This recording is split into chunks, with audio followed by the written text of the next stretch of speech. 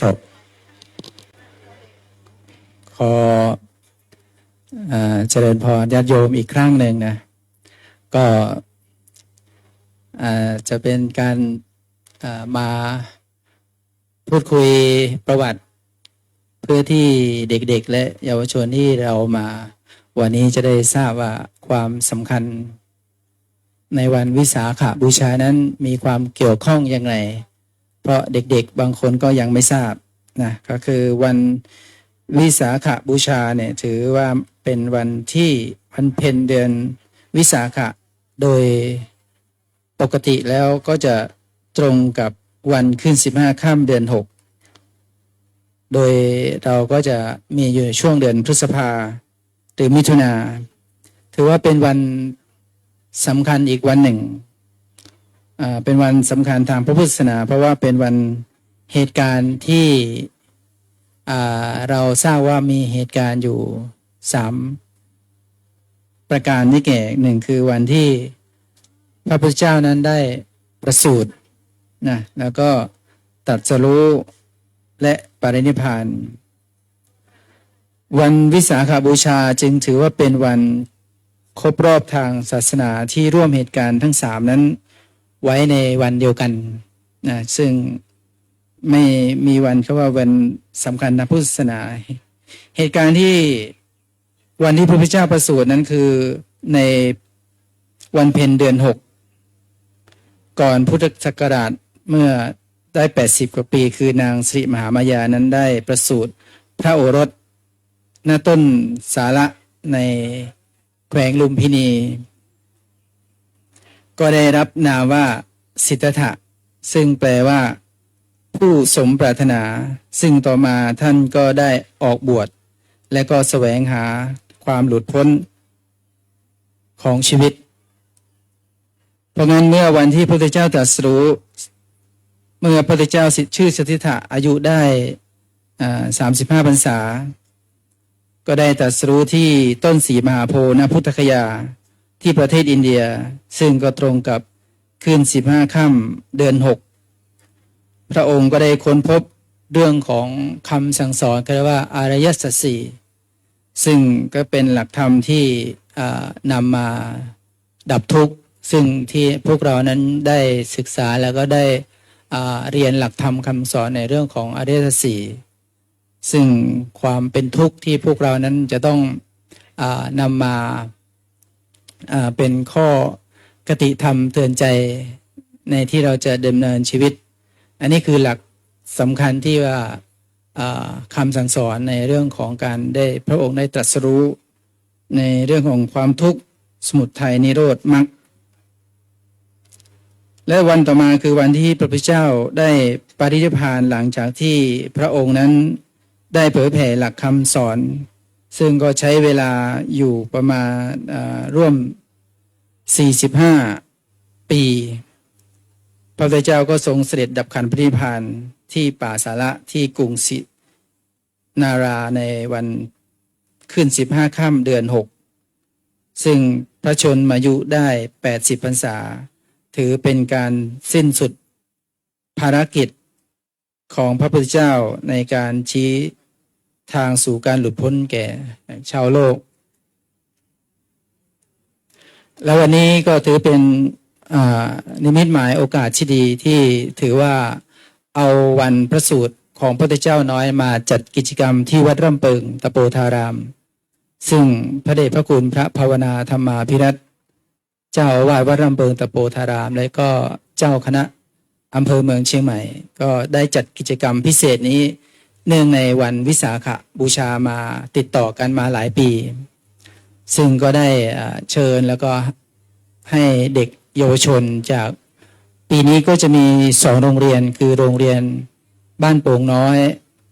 และก็โรงเรียนบ้านสายคำแล้วก็มีผู้สูงอายุจากวัดร่ำเปิงหมู่บ้านร่ำเปิงนะก็ประมาณ70 ท่านในวันพระสูตรของพระพุทธเจ้าน้อยถือว่าเป็นวันเกิดของเจ้าชายเพราะงั้นวันนี้เรามาระลึกถึงการประสูติของเจ้าชายสิทธัตถะผู้ซึ่งต่อมาอย่างที่ทราบกันว่าเป็นพระสัมมาสัมพุทธเจ้าที่เราเคารพนับถือในทุกวันนี้เพราะฉะนั้นในปีต่อไปหรือในครั้งต่อไปก็คณะผู้ปกครองแล้วก็ชุมชนชาวบ้านก็จะได้เชิญชวนตั้งแต่ตอนนี้ด้วยนะปีหน้าก็จะได้ เข้ามาร่วมกิจกรรมอันทรงคุณค่านี้กันทุกๆปีเพื่อเป็นกิจกรรมประจำปีของวัดร่ำเปิงของเราเพื่อปลูกฝังค่านิยมที่ดีงามแล้วก็สร้างความผูกพันในครอบครัวของชุมชนของพวกเราทั้งหลายนะแล้วก็ซึ่งก็ถือว่าเป็นกิจกรรมที่สำคัญคือได้ส่งเสริมเด็กๆเยาวชนของเราและก็จะได้เรียนรู้เกี่ยวกับประวัติพระพุทธศาสนาไปในตัวนะว่าพระพุทธเจ้าตั้งแต่ทรงพระเยาว์วัยก็จะได้เห็นคุณงามความดีแล้วก็ปลูกฝังให้เด็กๆนั้นได้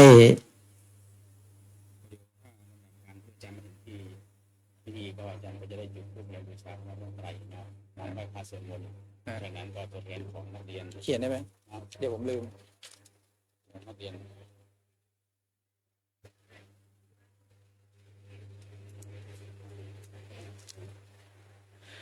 ก็อย่างที่บอกว่าวันนี้นับเป็นโอกาสที่ดีที่เราจะให้นั้นเด็กๆได้เรียนรู้เรื่องของคุณธรรมหลักคำสั่งสอนผ่านกิจกรรมก็เด็กๆจะได้รับของเป็นขวัญถุงแล้วก็ของรางวัลเล็กๆน้อยๆจากพระเดชพระคุณพระภาวนาธรรมาภิรัตน์ซึ่งก็จะได้เด็กรับนะวันนี้มี2 โรงเรียนก็จะต่อแถวรับจากพระเดชพระคุณแล้วก็ได้ร่วมที่สำคัญเราจะได้ร่วมพิธีส่งน้ำพระพุทธเจ้าน้อยและก็ช่วยให้เด็กๆนั้นเรียนรู้วัฒนธรรมแล้วก็การได้ร่วมกิจกรรมของเราไปด้วยการ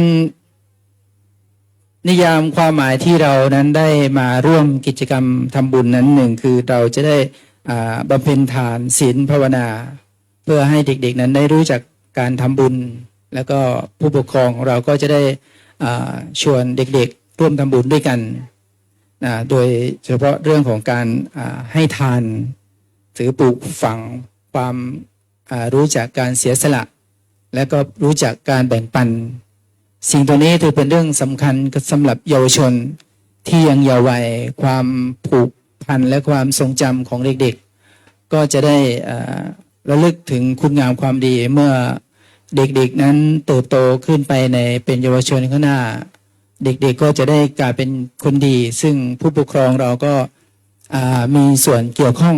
ในการที่จะส่งเสริมให้เด็กนั้นรู้จักการเข้าวัดเข้าวาแล้วก็การทำบุญให้ทานนะแล้วก็เป็นการให้รู้จักเด็กๆนั้นมีความสามัคคีการเอื้อเฟื้อเผื่อแผ่แบ่งปันในการที่รู้จักกับเรื่องของการทำทานนะเรื่องต่อมาเราก็จะได้ปลูกฝังในเรื่องของการศีลนี่เป็นเรื่องของการทำบุญการปลูกฝังการให้เด็กๆนั้นได้เข้าซึมซับนะเรื่องของทานศีลภาวนาให้เด็กได้มีโอกาสมีความประพฤติที่เหมาะสมในการรู้จักเรื่องของศีลและก็ได้เข้าใจกันง่ายๆในการที่ไม่เบียดเบียนเพื่อเขาโตไปเขาก็จะเป็นเยาวชนที่ดีที่พวกเรานั้นก็จะได้เห็นคุณค่าว่าการที่พระเดชพระคุณนั้นท่านมีแนวคิดมีวิสัยทัศน์ในการที่จัดกิจกรรมนี้ขึ้นมานั้นก็เพื่อมีจุดมุ่งหมายเป้าหมายคืออยากพัฒนาเด็กตั้งแต่เยาว์วัยเพราะว่าถ้าเราจะปลูกฝังเด็กที่โตขึ้นมาแล้วบางครั้งก็เป็นเรื่องยากนะโยมทั้งหลายเราควรที่จะปลูกฝังเด็กตั้งแต่เยาว์วัยถึงอายุประมาณนี้ถือว่าเป็นเรื่องที่ดีเพราะความทรงจำความนึกคิดของเด็กๆในวัยนี้ถือว่าเป็นวัยที่กำลังจำแล้วก็กำลังให้ความสนใจเพราะอาตมาเชื่อว่ากิจกรรมนี้เป็นส่วนหนึ่งที่จะทำให้เด็กๆของพวกเราและเด็กๆของผู้ปกครองที่มาวันนี้โตไปนั้นจะเป็นเด็กที่ดีนะก็อย่างที่เห็นบางทีเด็กๆที่อยู่ในที่นี่ก็เคยมาร่วมโครงการบวชผ้าฤดูร้อนที่วัดร่มเปิงก็มี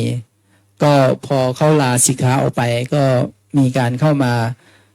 ช่วยงานวัดแล้วก็มีการมาร่วมกิจกรรมในวัดก็เห็นอยู่หลายคนเพราะฉะนั้นนี่คือผลผลิตแล้วก็สิ่งที่ตอบโจทย์ให้กับเยาวชนว่าเขามีความคิดที่ดีแล้วก็เริ่มจะรู้จักการที่เข้าวัดเข้าวาตั้งแต่เด็กเวลากี่โมง16 นาฬิกา 16 นาฬิกามีกี่โมงอะไรเนี่ยเราจะเรียนจะไหว้พระนักเรียนถวายพันขอศีลนักเรียนกราบพระมหาศีลอาจารย์ให้ศีลแล้วก็อาจารย์ให้สัมโมเสร็จเราก็จะมอบปุ๋ยชีพให้ผู้สูงอายุก่อนแล้วก็มอบผลผู้สูงอายุเสร็จแล้วก็มอบให้เด็กถึงนักเรียนจากนั้นก็ส่งน้ำแล้วก็เราก็จะได้เวียนเทียนพระธาตุศีลรอบพระเจดีย์เวียนเทียนด้วยจ้ะก็จะขอแจ้งกำหนดการคร่าวๆในวันนี้ก็คือเมื่อพระเดชพระคุณ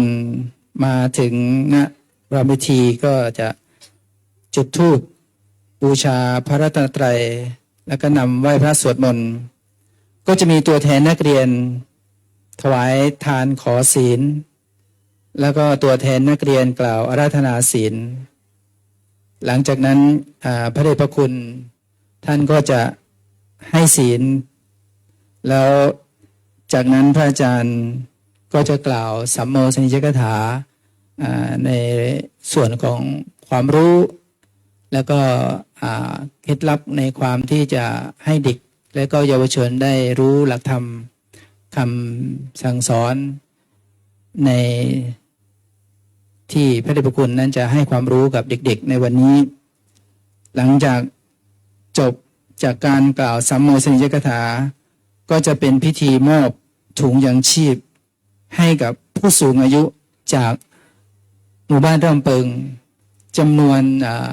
น่าจะ70 ท่านนะ แล้วหลังจากนั้นก็จะเป็นพิธีการมอบขวัญถุงให้กับเด็กนักเรียน2 โรงเรียนจากโรงเรียนบ้านโป่งน้อย แล้วก็โรงเรียนบ้านสายคำวันนี้รู้สึกว่าเด็กๆมาเป็นกันเยอะเป็นพิเศษนะเพราะว่ามาจากโรงเรียนบ้านโป่งน้อยกับโรงเรียนบ้านสายคำน่าจะร่วม200นะหลังจากได้มอบพิธีมอบของที่ระลึกหรือทุกอย่างเป็นที่เรียบร้อยเราก็จะมีพิธีในการส่งน้ำพระพุทธเจ้าน้อยที่ตั้งอยู่ด้านหน้าของพวกเรานะแล้วก็หลังจากนั้นพระเดชพระคุณพระอาจารย์ท่านก็จะได้นำทุกท่านนั้นได้เวียนเทียนทักษิณารอบพระธาตุเจดีย์3 รอบก็เป็นอันเสร็จพิธี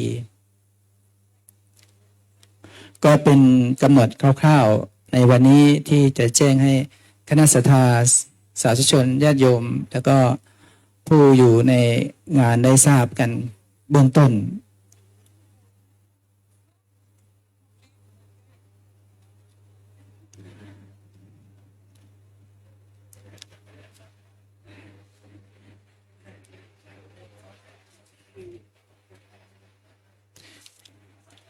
ครับก็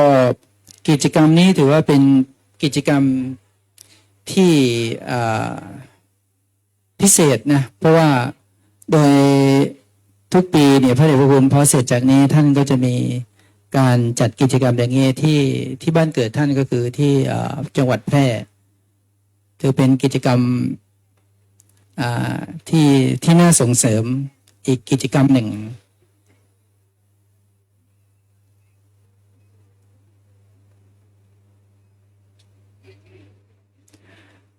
สำหรับผู้ปกครองแล้วก็เยาวชนวันนี้ถ้าจะว่าไปแล้วถือว่าเป็นของขวัญที่ดีนะเป็นของขวัญพิเศษที่เราจะเห็นลูกหลานของเรานั้นได้มาร่วมกิจกรรมในวันที่ก็เป็นวันพระสูตรเนาะเป็นการตอนนี้พระเดชพระคุณท่าน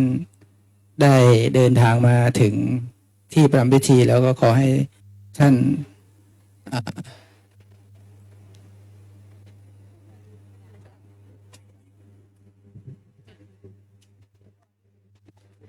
นิมนต์อาจารย์เดี๋ยวให้ท่านนั่งก่อนนะพูดคุยเอาท่านพูดนะครับ พูดว่าไงนะ เรื่องการที่บริจาคเป็นประธานที่พูดผิด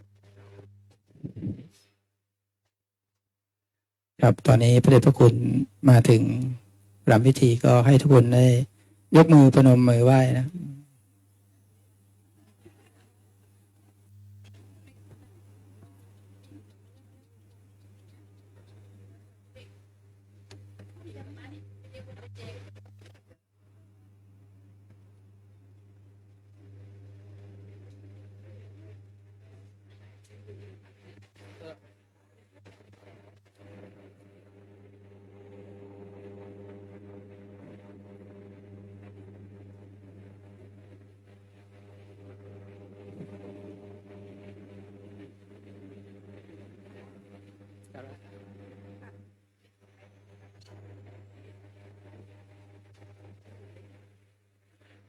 ครับก็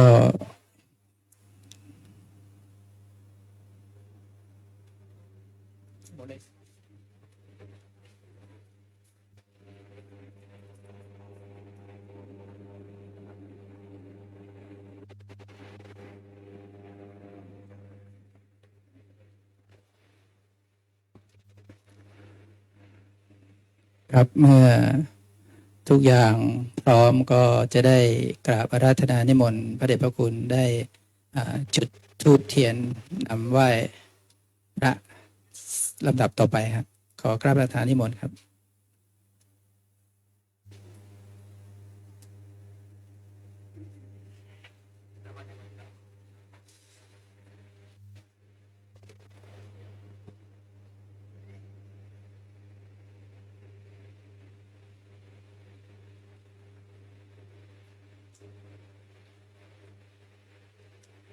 ไม่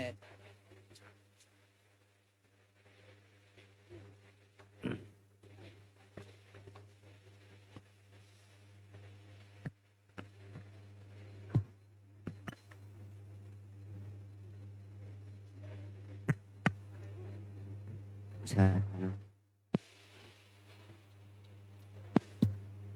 โลโลโลโลโลโลโลโลโล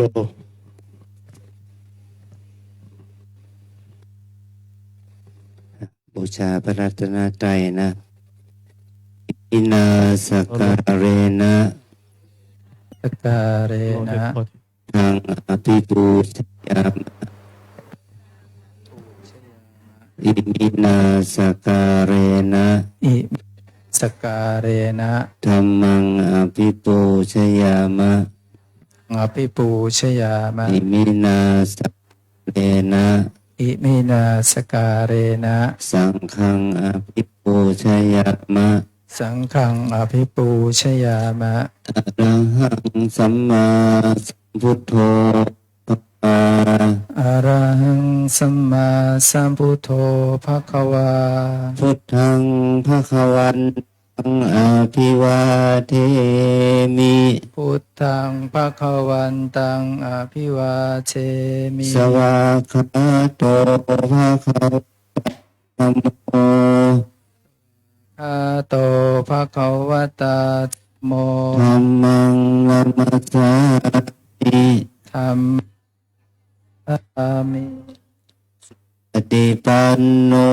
ภะคะวะโตสาวกสังโฆ สุปฏิปันโนภะคะวะโต สังฆังนามามิ สัง ฆังนะมามิ นะโมตัสสะภะคะวะโตอะระหะโตสัมมาสัมพุทธัสสะนะโมตัสสะภะคะวะโต อาระ หะโตสัมมาสัมพุทธัสสะนะโมตัสสะภะคะวะโตอะระหะโตสัมมาสัมพุทธัสสะ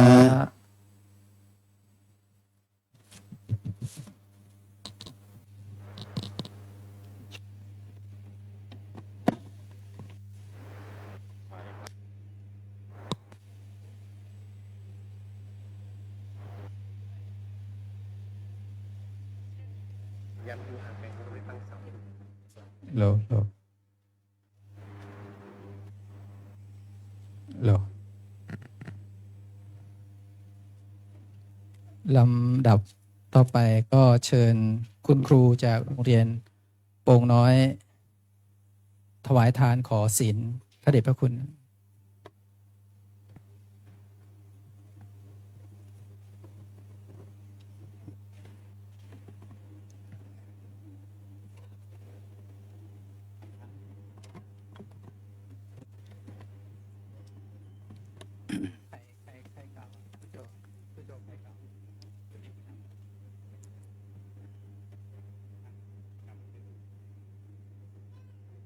ครับก็ขอตัวแทนนักเรียนกล่าวคำอาราธนาศีล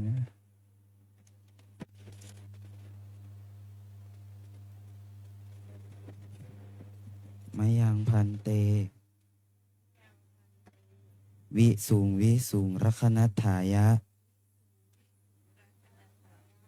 ติสรเนนะสหะ ปัญจศีลานิยาจามะ ทุติยัมปิมะยังพันเต วิสูงวิสูงรัคนัตถายะ ติสรเนนะสหะ ปัญจศีลานิยาจามะ ตติยัมปิมะยังพันเต วิสูงวิสูงรัคนัตถายะ ติสรเนนะสหะ ศีลานิยาจามะ ขอให้เยาวชนลูกหลานพร้อมเรียบพ่อแม่ปู่อุ้ยแม่มนได้รับศีลห้า ก่อนที่เราจะได้ทำกิจกรรมเป็นวิสาขบูชาให้เราน้อมนึกถึงวันเกิดของเจ้าน้อยทั้งหลายนะโมตัสสะภะคะวะโตอะระหะโตสัมมาสัมพุทธัสสะนะโมตัสสะภะคะวะโตอะระหะโตสัมมาสัมพุทธัสสะนะโมตัสสะภะคะวะโตอะระหะโตสัมมาสัมพุทธัสสะ โมตัสสะภะคะวะโตอะระหะโตสัมมาสัมพุทธัสสะนะโมตัสสะภะอะระหะสัมมาสัมพุทธัสสะนะโมตัสสะภะคะวะโตอะระหะโตสัมมาสัมพุทธัสสะ พุทธังสารนังคัจฉามิ พุทธังสรณังคัจฉา ธัมมังสารนังคัจฉามิ ภะสรณังคัจฉามิ สังฆังสารนังคัจฉามิ สังฆังสรณังคัจฉามิ ตุติยัมปิพุทธังสารนังคัจฉามิ ทุติยา ตุติยัมปิธัมมังสารนังคัจฉามิ ธัมมังสรณังคัจฉามิ ตุติยัมปิสังฆังสารนังคัจฉามิ พุทธังปิสังฆังสรณังคัจฉามิ ตติยัมปิพุทธังสารนังคัจฉามิ ตติยัมปิพุทธังสรณังคัจฉามิ ตติยัมปิธัมมังสารนังคัจฉามิ ตติยัมปิธัมมังสรณังคัจฉามิ ตติยัมปิสังฆังสารนังคัจฉามิ ตาติยัมปิสังฆังสารนังคัจฉามิ ปานาติปาตาเวรมณีสิกขาปะทังสมาธิยามิ ปานาติปาตาเวรมณีขา อาปะทังสัมมาทิยามิ อาทินนาทานาเวรมณีสิกขาปะทังสมาธิยามิ อาทินนาทานาเวรมณีสิกขาปะทังสัมมาทิยามิ กาเมสุมิจฉาจาราเวรมณีสิกขาปะทังสมาธิยามิ กาเมสุวิชาจาราเวรมณีสิกขาปะทังสัมมาทิยามิ มุสาวาทาเวรมณีสิกขาปะทังสมาธิยามิ มุสาวาทาเวรมณีสิกขาปะทังสัมมาทิยามิ สุราเมรยมัชฌปมาทฐานาเวรมณีสิกขาปะทังสมาธิยามิ สุราปชาตาทัฏฐานาเวรมณีสิกขาปะทังสมาธิยามิ อิมานิปัญจสิกขาปทานิสีเลนะสุขติงยันติสีเลนะโภคสัมปทาสีเลนะนิพุติงยันติตัสมาสีลังวิโสทะเย สาสาสา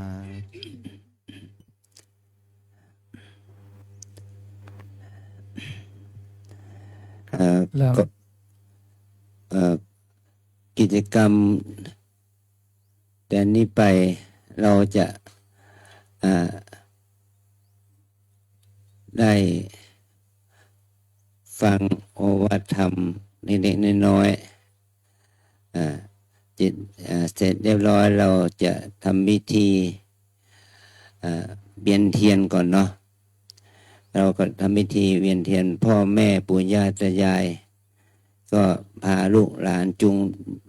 มือลูกหลานเวียนเทียนหรือว่าลูกหลานจุงมือคุณตาคุณยายเวียนเทียนกันหน่อยเนาะให้เราได้เวียนเทียนกันนะเพราะว่าเดี๋ยวค่ำ3 ทุ่มก็จะมีพระสงฆ์องค์เนรแม่ชีโยคีในวัดนี้เวียนเทียนเป็นลำดับ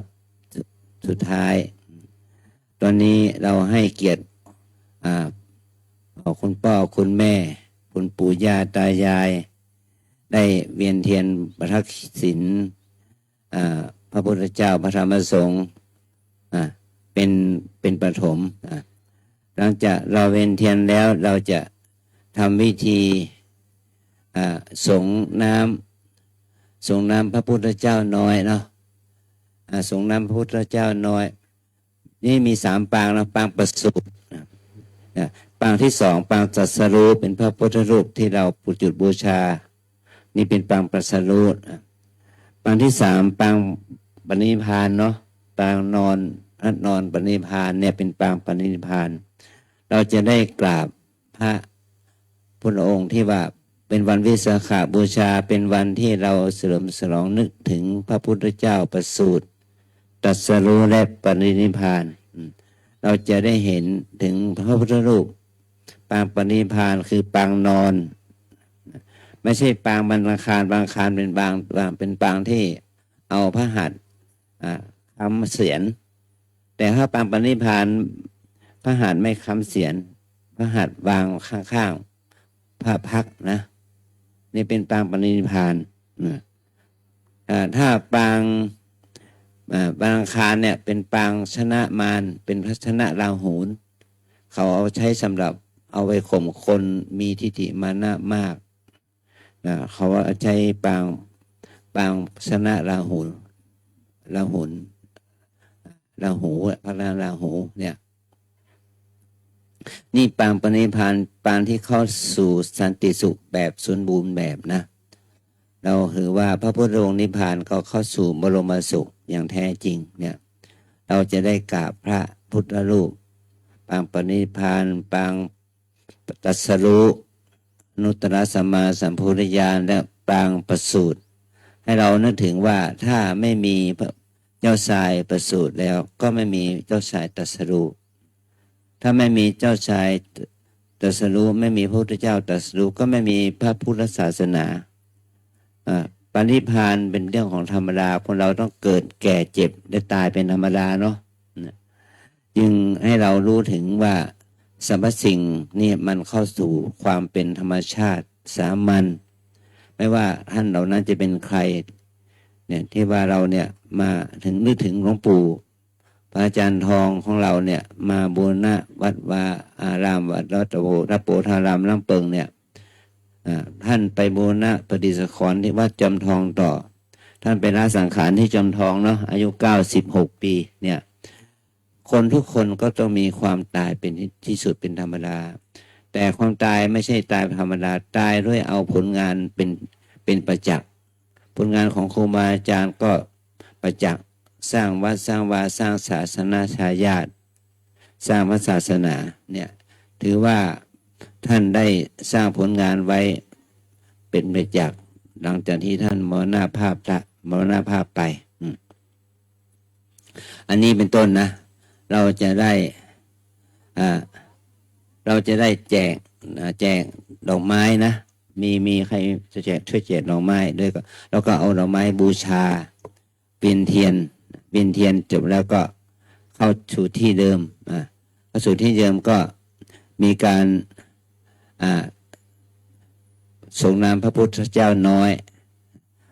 ให้ของขวัญขนถุงแก่เด็กนักเรียนทุกคนนะแล้วก็แจกทุนค่าเลี้ยงชีพเป็นทุนเลี้ยงชีพผู้สูงอายุที่ท่านได้ทำอุปการะแก่ลูกหลานมาก่อนแจกข้าวสารและก็เงินขนถุงเพื่อเป็นคุณให้เห็นคุณของผู้สูงอายุ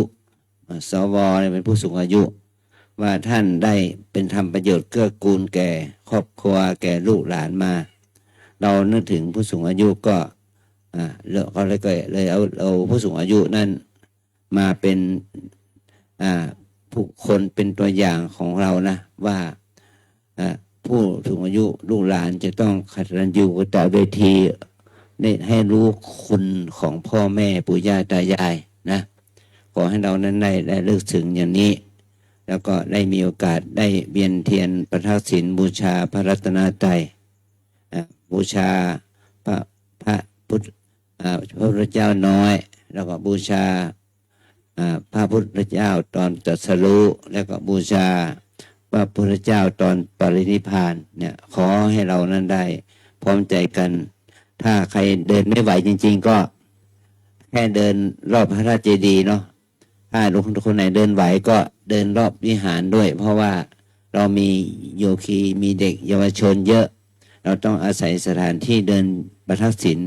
รอบพระราชเจดีย์และก็รอบวิหารไปด้วยกันขออนุโมทนาขออนุโมทนาขอบคุณที่เนี่ยคุณพ่อคุณแม่ปู่ย่าตายายคุณครูและก็เด็กเยาวชนทั้งหลายที่เข้ามาโครงการวันประสูติพระพุทธเจ้าน้อยในวันนี้นะขออนุโมทนาบุญขอให้เราทั้งหลายนั้นได้เกิดคุณนามความขอให้ก่อให้เกิดคุณงามความดีที่เราจะต้องทำกิจกรรมนี้ต่อไปนะ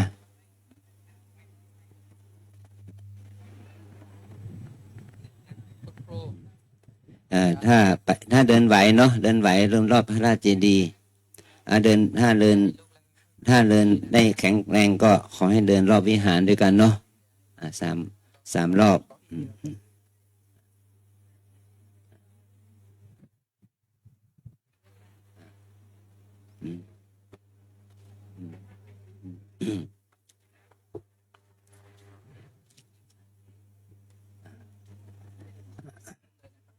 เริ่มเลยเนาะ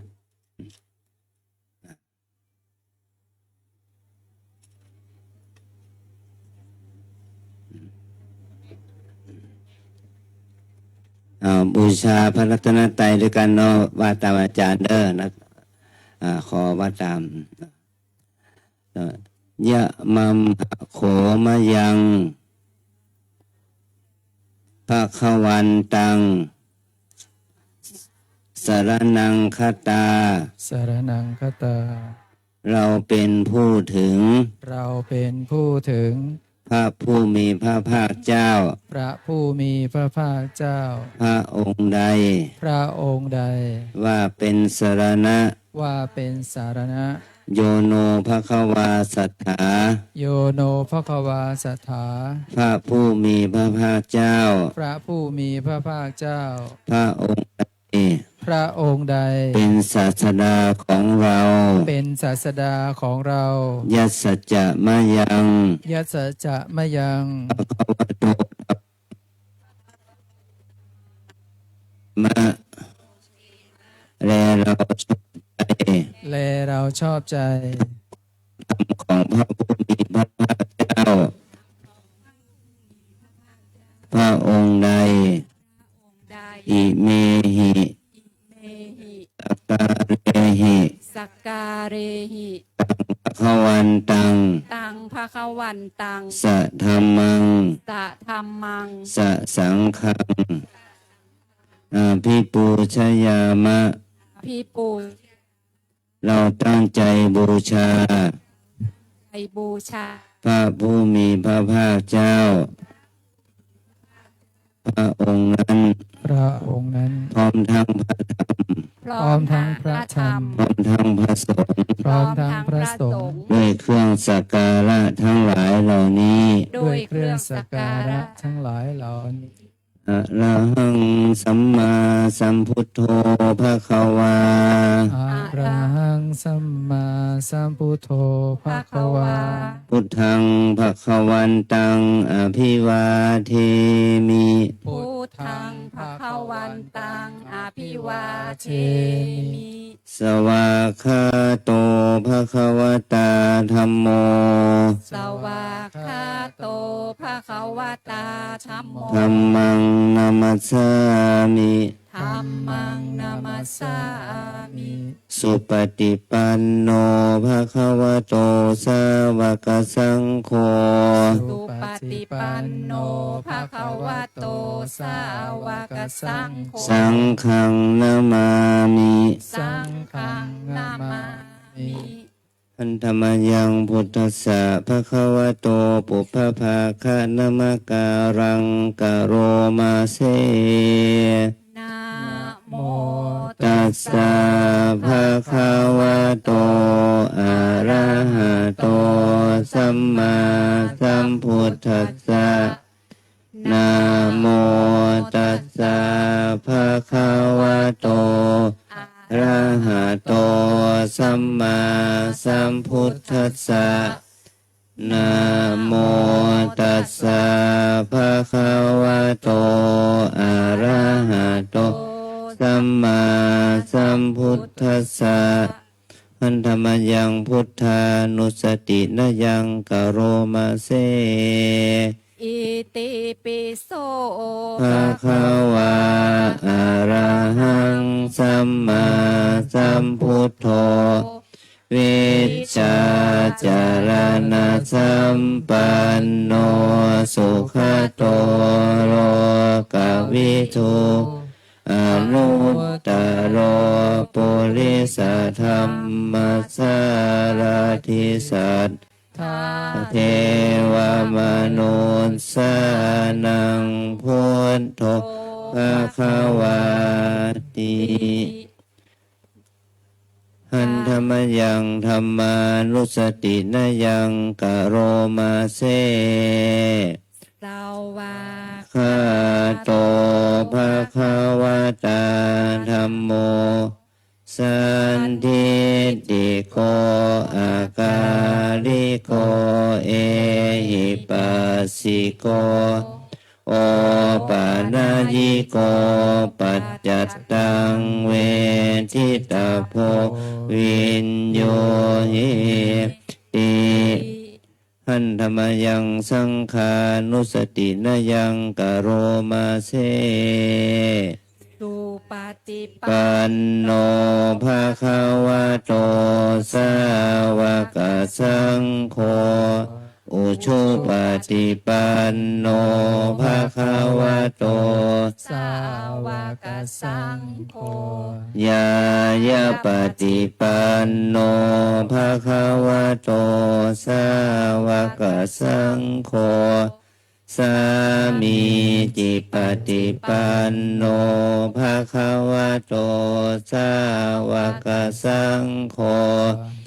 ยะทิทังจัตตาริปุริสยุคานิอัตถปุริสปุคลาเอ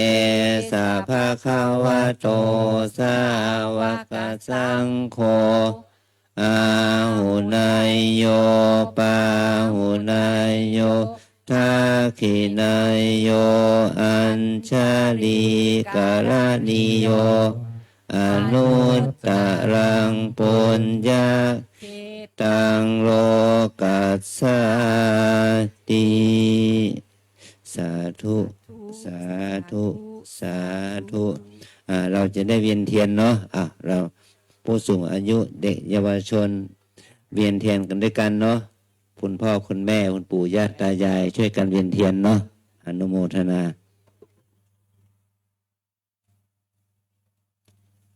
เด็กๆลุก ลุกขึ้นแล้วยกเก้าอี้ไปคนละตัว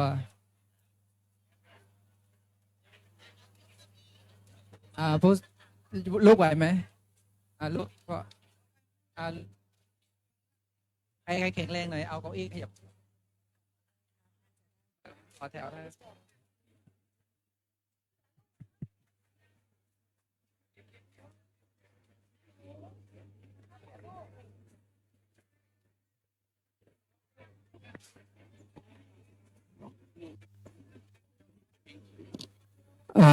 เจ้าหน้าที่เปิดเพลงเวียนเทียนด้วยนะ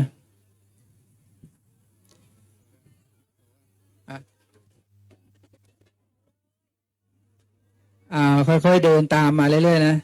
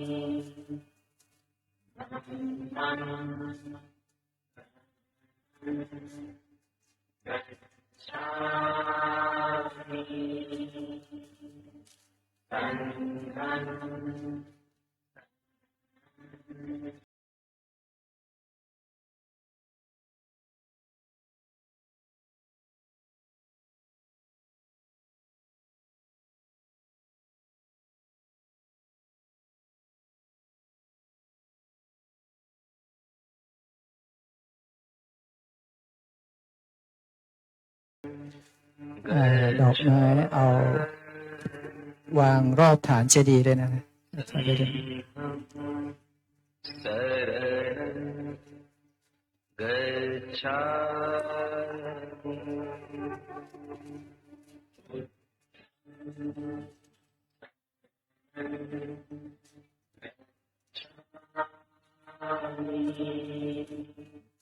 ใช่ใช่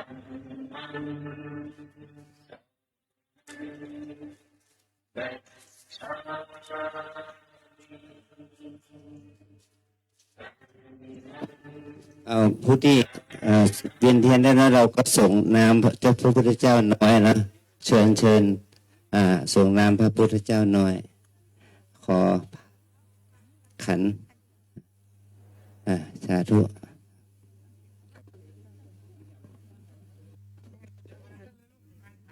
เดี๋ยวขอตั้งแต่เดี๋ยว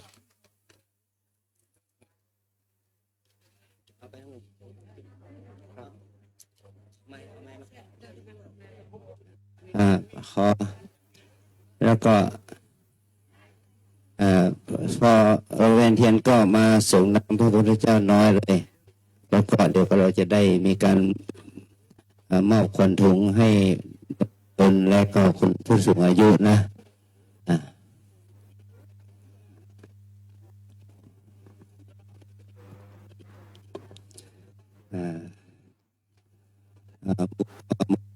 คนมีบุญ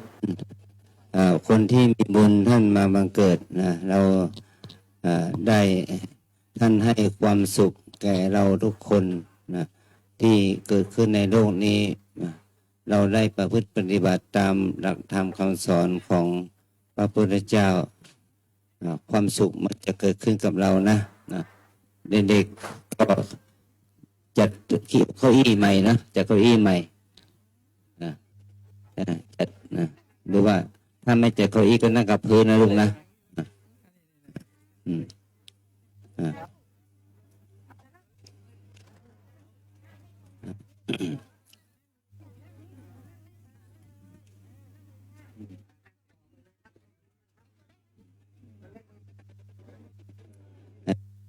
เด็กๆเป็นเด็กจากโรงเรียนบ้านโป่งน้อยหรือว่าเด็กจากโรงเรียนบ้านห้วยทรายคำหรือเด็กๆในหมู่บ้านเรานะทุกคนที่มาถึงนี่ก็เป็นเด็กของเราทั้งนั้นนะเป็นเด็กของพระพุทธของชาวพุทธเยาวชนของทุกที่เข้ามาให้ดู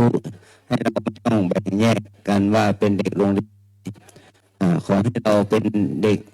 ที่เป็นเยาวชนที่เป็นคู่ควรแก่การต้นบุญบารมีบุญกุศลแก่เด็กทั้งหลายทุกนะเราว่าให้เรามองเห็นว่าลูกหลานเราทุกคนเป็นบุคคลที่ควรที่จะดูแลเอาใจใส่เขาให้เขาเป็นคนดีของสังคมต่อไปในวันข้างหน้าเนาะ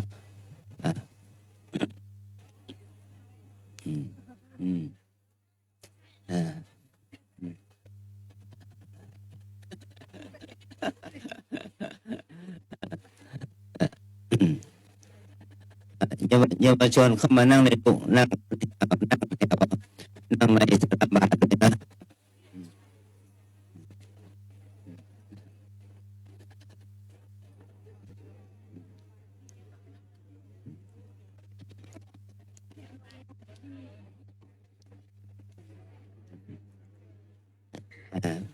เป็นบุญมาก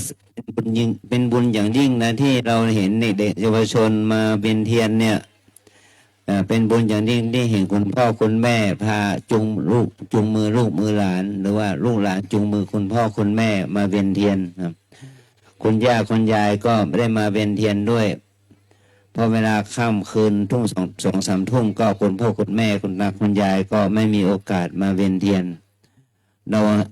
อาศัยวันเวลานี้ที่แดดร่มลมตกขณะนี้มาเวียนเทียนบูชาพระรัตนตรัยบูชาคุณพระพุทธเจ้าที่พระองค์ได้ทรงวางหลักฐานพระพุทธศาสนาให้เป็นที่ศรัทธาเคารพนับถือแก่มวลมหาชนในวัดเราในช่วงนี้นะมีชาวต่างชาติไม่ว่าจะเป็นฝรั่งคนจีนคนเอเชียยุโรปเนี่ยเข้ามาปฏิบัติวัดเราเนี่ยมีมากกว่า40กว่าชีวิตนะแล้วก็มีคนพนักงานของกรมทางหลวงชนบทในแขวงการทางที่อยู่ในพื้นที่ของจังหวัดลำปางลำพูนแพร่ลำปางลำพูนเชียงใหม่แพร่ฮ่องสอนมาปฏิบัติธรรมที่วัดเราเนี่ย50กว่าคนนะนี่ประชาชนทั่วไปมาจากทางโคราชมาจากทางกรุงเทพนะมาจากจังหวัดต่างๆนะมีมากกว่า100 คนมาวัดเรานี่ปัจจุบันนี้ก็มีโยคีมาปฏิบัติธรรมมีกว่า200 กว่าคนนะ200-300 คน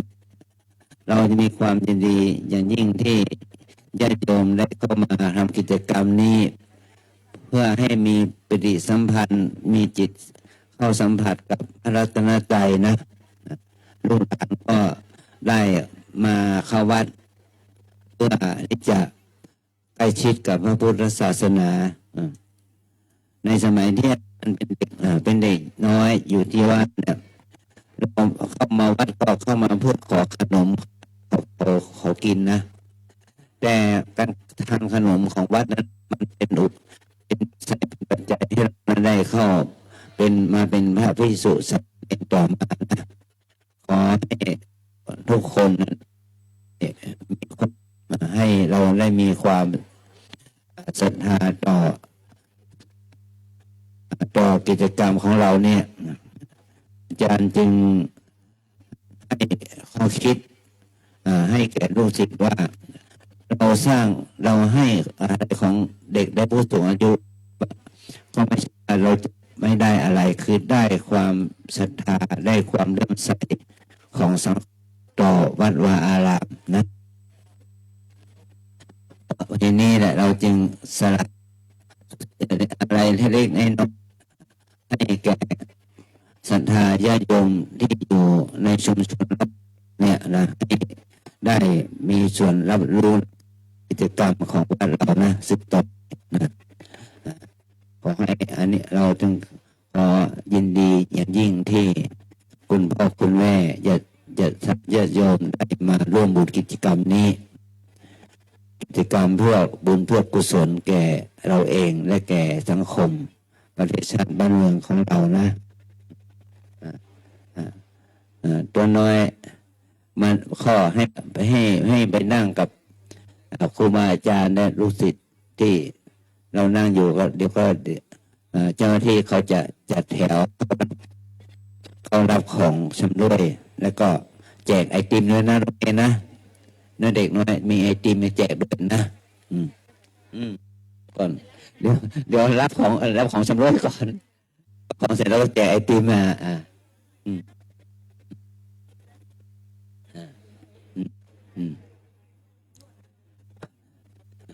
ขออนุโมทนานะ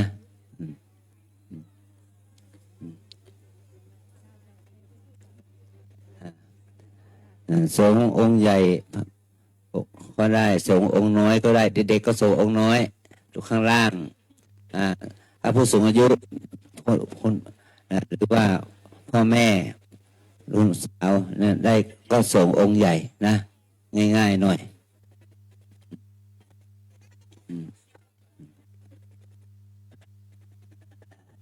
ดีใจนะวันนี้ไม่เป็นวันที่ร่มลมตกอากาศเย็นนะอากาศเย็นเราได้เข้าได้รับอันสงส์มา เราทั้งหลายโหยหาน้ำฝนมาตั้งแต่เดือนมีนาเมษาจะทำให้หมอกควันไปอย่างไรก็ตอนนี้ก็หมอกควันไปแล้วหมอกควันก็ดับไปแล้วมีฝนตกฝนตกก็เป็นความชื่นจิตชื่นใจของเราทุกคนนะเราไม่ต้องกลัวฝนนะตัวน้อย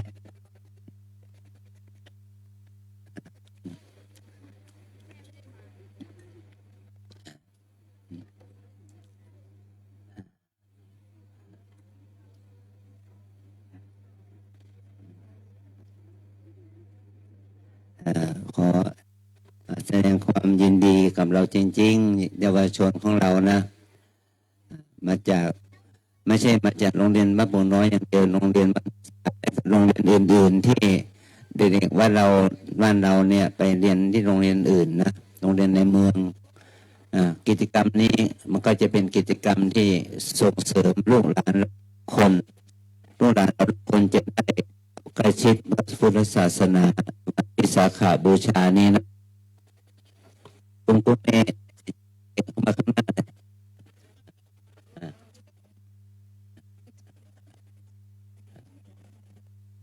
พระลูกนั่งบนสลาบาทได้นั่งบนสลาบาทได้ไม่นั่งในบนสลาบาทด้วยลูก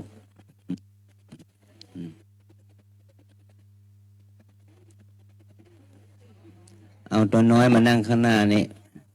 คนใหญ่ๆก็นั่งข้างหลังนะ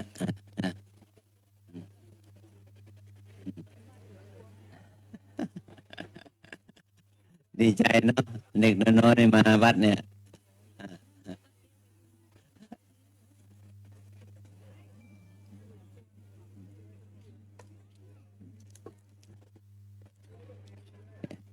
นั่งบนในสาราบาทนะได้นะ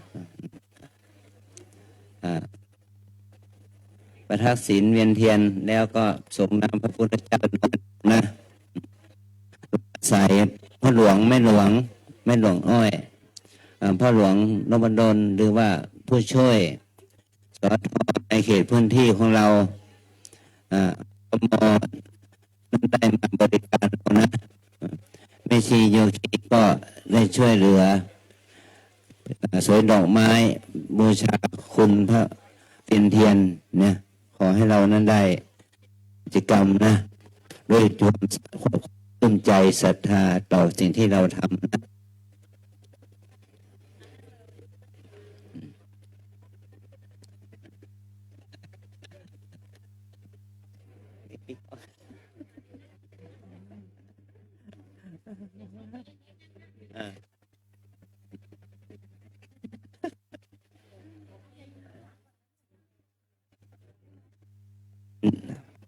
ผ้าเราขยับเก้าอี้ขยับโต๊ะพับนิดหน่อยที่ขยับเข้ามา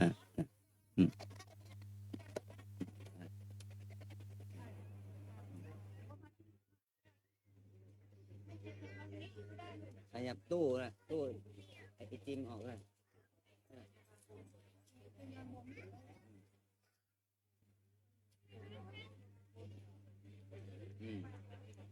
มัน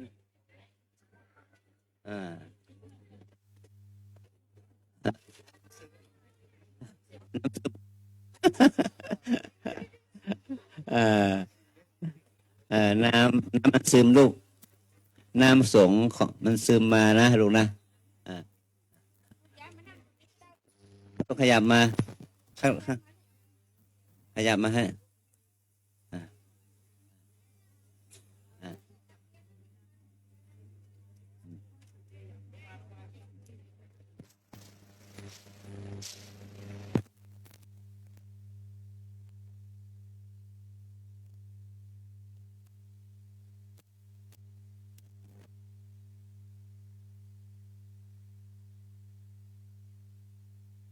พระภิกษุพระเจ้าหน้าที่นะจัดซองจัดเลย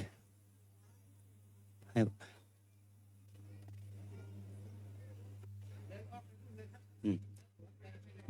จัดซองก็รอถึงที่จัดไอติมแจกเด็กนะเด็กขนมแจกเด็กเตรียมเลยเตรียมเจ้าหน้าที่เรานะ เด็กก่อน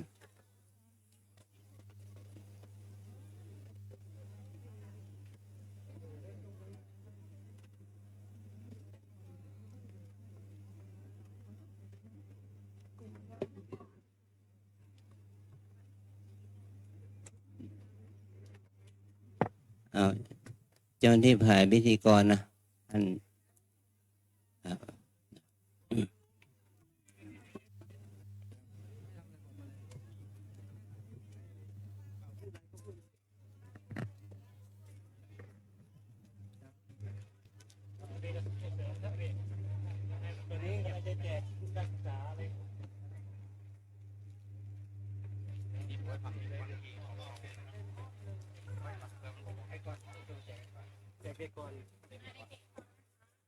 ครับก็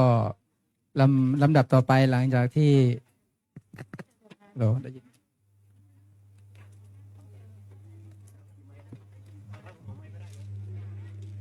โล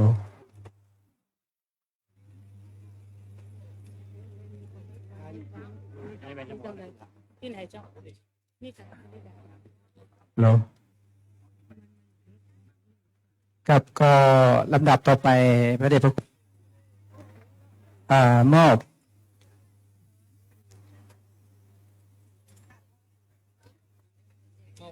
ครับเหรอ โจมาพี่โจมาพี่ โล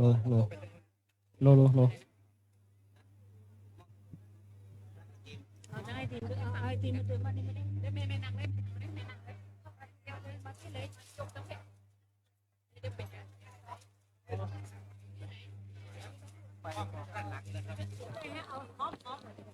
โล เอาคนหยิบไปติมแล้วก็ออกไปเลยเยอะเอาไป โล เพื่อสูงน้ำนะพี่เราเอาเพื่อสูงน้ำนะครับ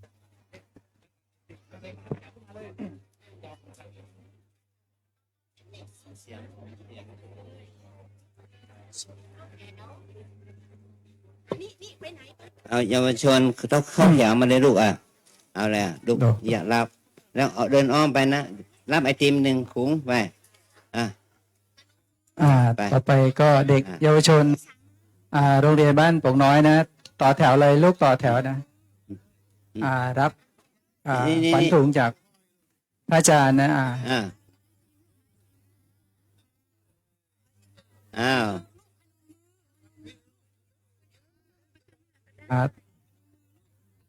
ผู้ปกครองดูยกลุกกันเป็นทีละแถวนะ เอาไอติมไป เด็กๆรับขวัญถุงแล้วก็รับไอศครีมไปด้วย พาไปนะเข้าตรงๆไป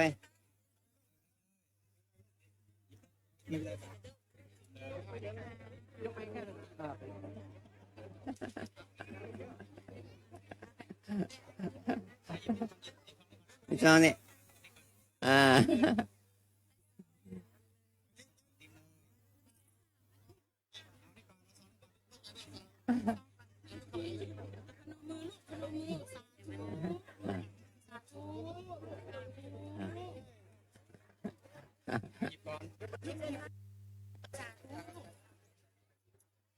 ไป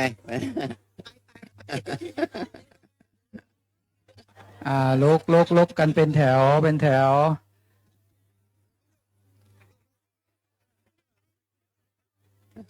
แล้วก็รับไอติมไปด้วยนะ รับไอศครีมไปด้วย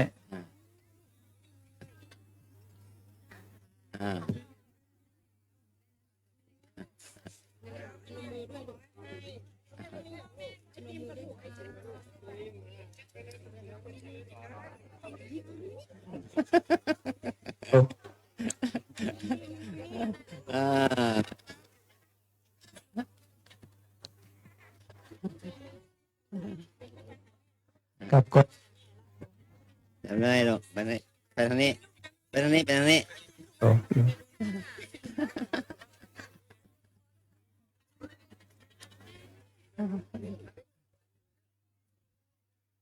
วันนี้เด็กๆเราก็จะ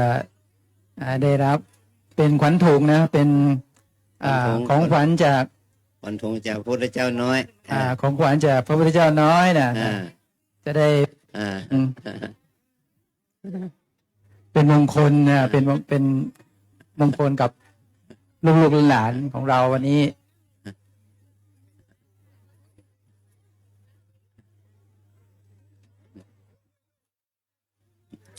เด็กๆลุกต่อแถวกัน อ้าวสน้อย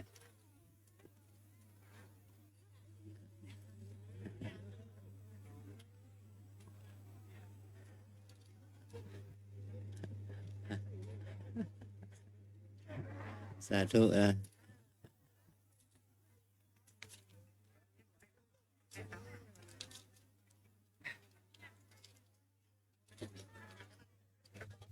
วันนี้ก็มีเด็กมาจากโรงเรียนบ้านโป่งนอกกับวัดสายงามเนาะหรือสายคำสายคำนะเป็นสองเกณฑ์นะ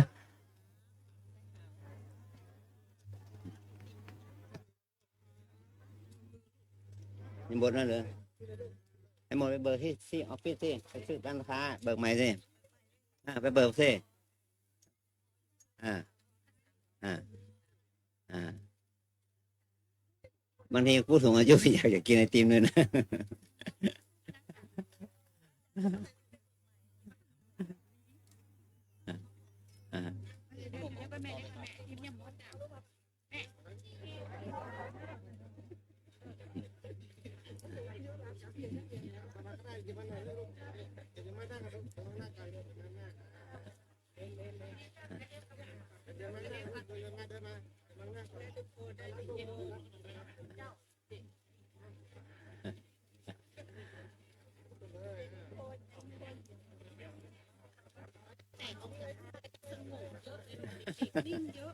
ขอบคุณนะในอันนี้ส่งลูกเด็กเข้าใจมากขึ้น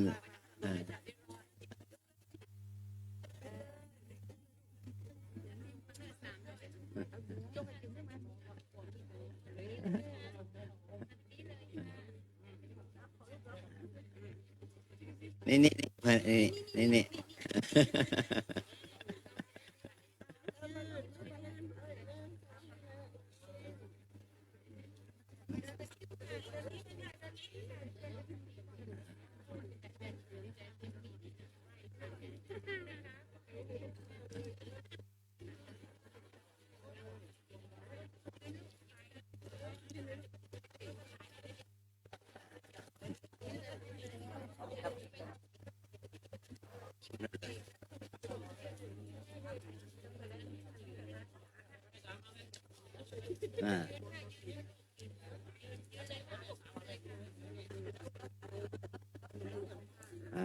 รับเร็ว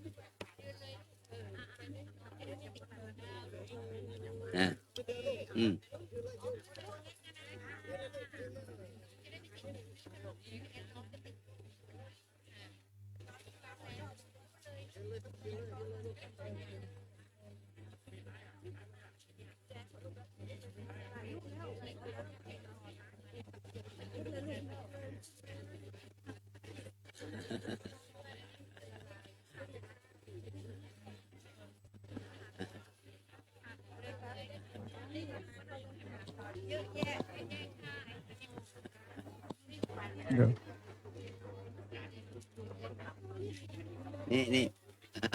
เลย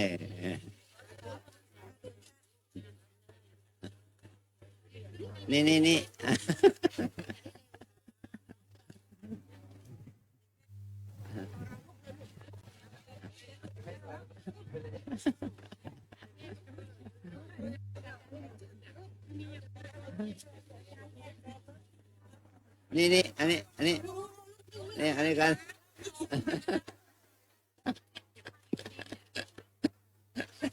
เด็กไม่รู้จักซองมุ่งไปที่ไอศครีมก่อนแล้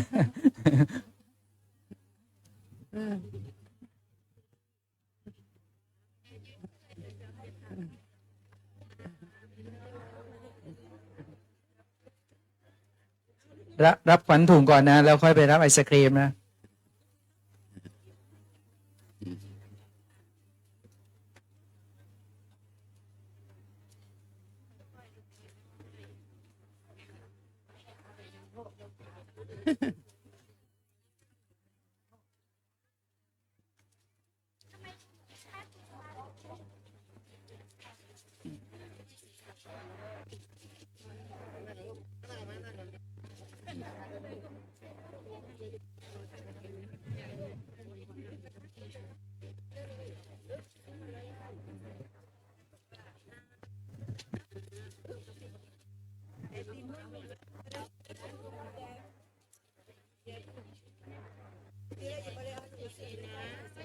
สวยสาธุ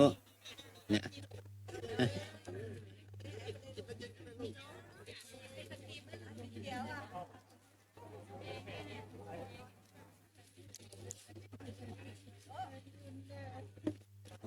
โตข้างหลังใช่ไหมเหลือไม่กี่คนแล้วต่อไปก็เป็น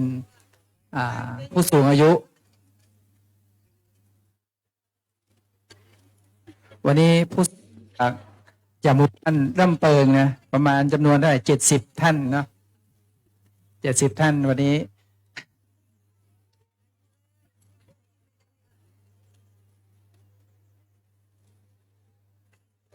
จำน้อยเด็กชายสาธุ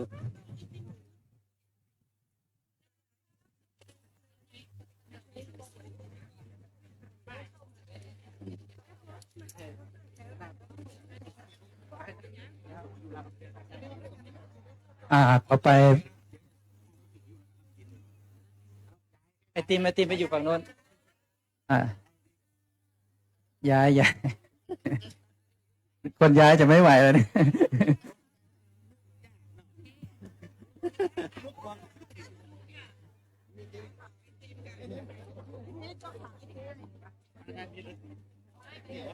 เดี๋ยวนะอย่าลืมแล้ววันนี้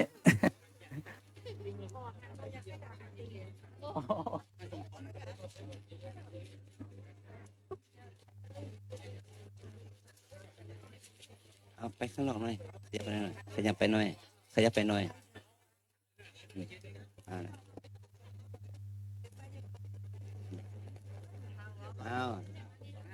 เอามาลุกเลยลุกทีละแถวทีละ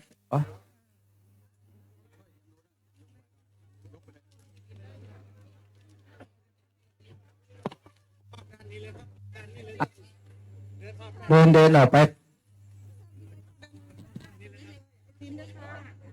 ติมได้รับไอติมด้วย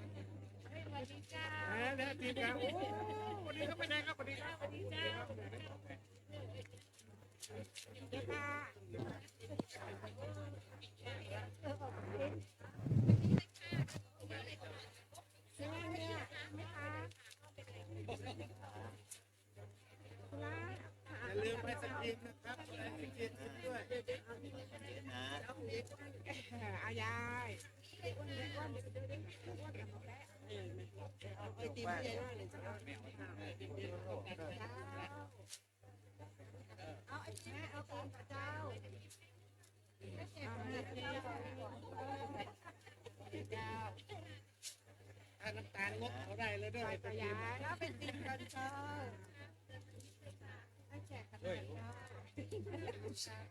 ค่อยๆทำกันนะครับ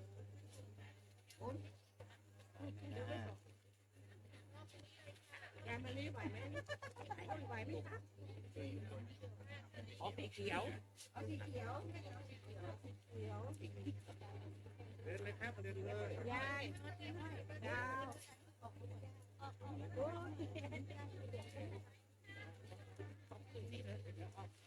รัดได้แล้ว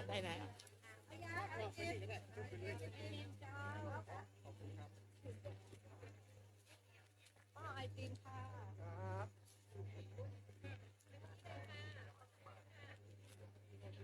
ไอติมไหมคะ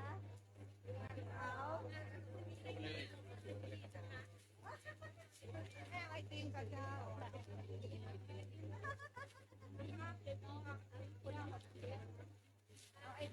้าวหนูว่าหนูว่า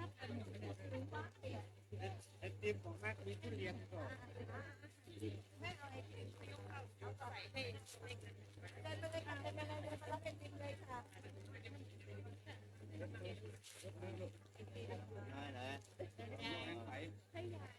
ยายนะ กินหรอกินหนูกินเอามาให้หนูไม่เป็นไรของผู้ใหญ่เขาก็แจกนะไม่กินไม่กินกว่าจะไปได้กันนะเย็นมาก โลก็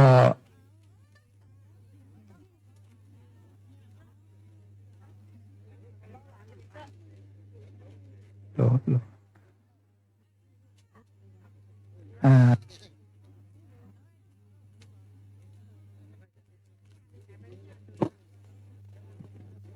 โลในโครงการนี้ต้องขออนุโมทนานะกับการคุณไพลินเขื่อนทาปลัดชีตนะท่านได้มีความการสมทบทุนกับหลวงพ่อพระเดชพระคุณพระภาวนาธรรมาภิรัตน์ในโครงการนี้เป็นเงินจำนวน 10,000 บาทนะขออนุโมทนาสาธุสาธุพร้อมกันนะสาธุ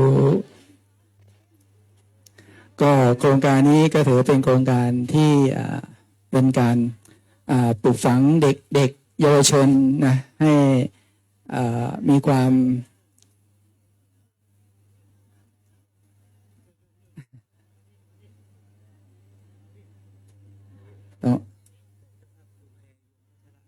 เขียนด้วย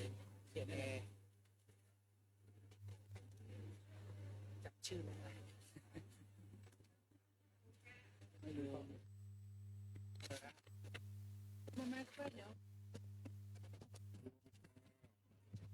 ก็เจอพระ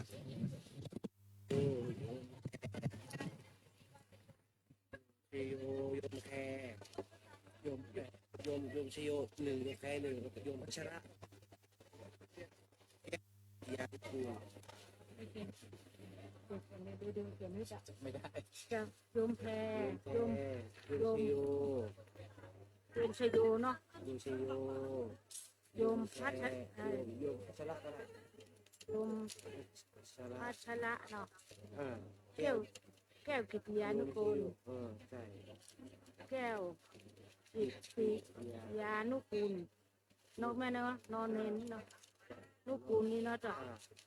เป็นเงินแต่ใดจะเป็น เจ้าภาพหนึ่ง ไม่ได้มีเจ้าภาพตอนได้บอกข่าวเขาประกาศอยู่ เมื่อกี้โยมปัจ โยมแพรอันนี้โยมอะไรนะ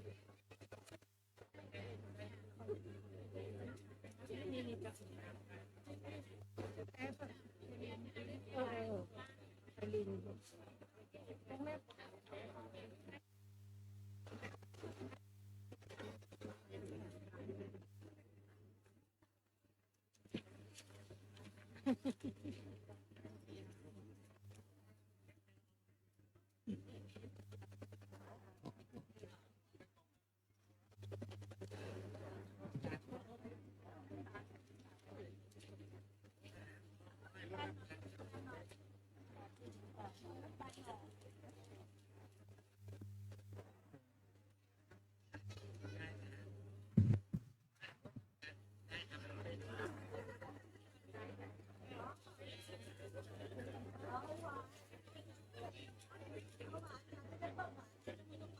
เดี๋ยวหลังจากในการมอบ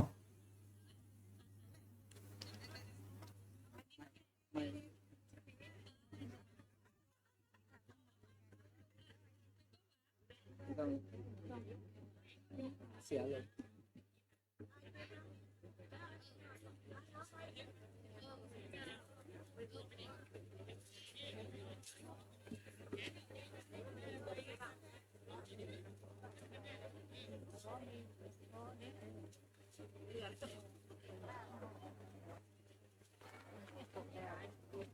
เ